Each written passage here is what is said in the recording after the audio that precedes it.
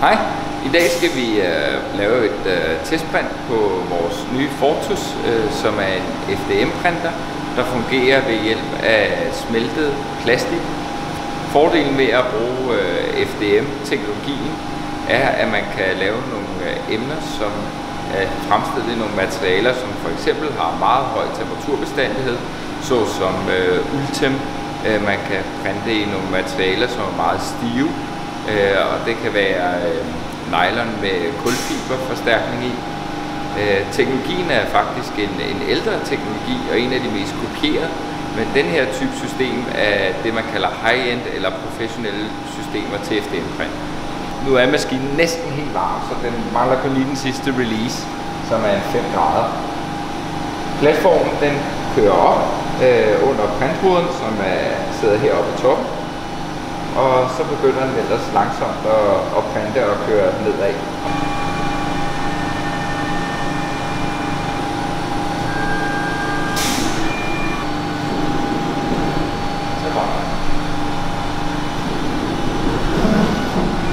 Jeg tror, den kører i 15 timer. Den laver sådan 2 store figurer. Cirka 12-15 timer, vil jeg tro.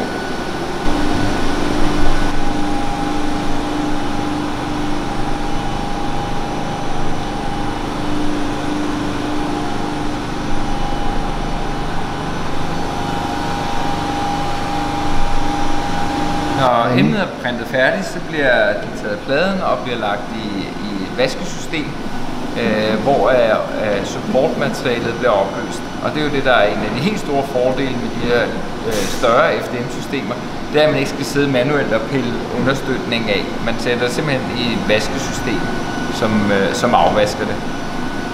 Det vi egentlig tænker at gøre her med de her emner, det er så, at vi prøver at polere dem i en tromlepolering bagefter, for at komme op, så vi kan lave den sammenligning med overflader, som vi har i SLA og i SLS. Så blev vi færdige med at printe, og kan du tage emnerne ud af maskinen? De her emner, de er så printet i sort ABS med selvopløselig support. Og det kunne selvfølgelig også have været printet i Ultem eller polycarbonat eller medicinsk polycarbonat, nylon med fiberforstærkning. Men måden man gør, man tager simpelthen og holder fast, så trækker man lige sit emne af. Så kan man, hvis man har lyst, lige grovbrække det her. Det er sådan noget selvopløselig support. Og dem tager vi så lige med ind i vores support removal system. Nu har vi så emnerne, der skal have fjerne support. Og det giver jo ikke rigtig mening, for det her er lige til at tage. Men bare lige for at vise princippet, så har vi en support removal enhed her, hvor vi simpelthen bare lægger emnerne ned i, lukker låget og trykker start, og så kører den bare. Jeg vil tro, at vi skal fjerne supporten på sådan nogle her, det tager vel 2-3 timer eller sådan noget. Den starter med at varme karret op, og så har den en base, som går ind og opløser en polystyren, som er baseret, som supporten er baseret på. Så det smelter nærmest af, kan man sige. Så er vi klar til at tage emnerne op, efter at supporten er blevet afrenset i partwasheren her. Jamen altså, nu har man jo i hvert fald fået fjernet understøtningen, og så skal vi ind og kigge på overfladestrukturen, og vi vil prøve at lave en slibning af den, en automatslibning, for at få den op på samme niveau, som vi vil få, hvis vi eksempelvis printede den i SLS og automatslibning.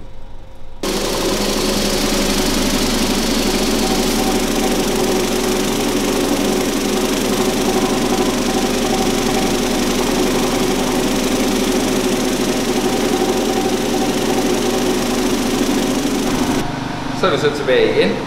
Emnet er blevet automatslibet og har fået den finish, som man får med den. Og til sammenligning har vi så nogle andre emner stående herovre. Der er blandt andet emnet i stereolitografi, SLA her, som er det mest glatte print, man kan lave. Og i en transparent udgave.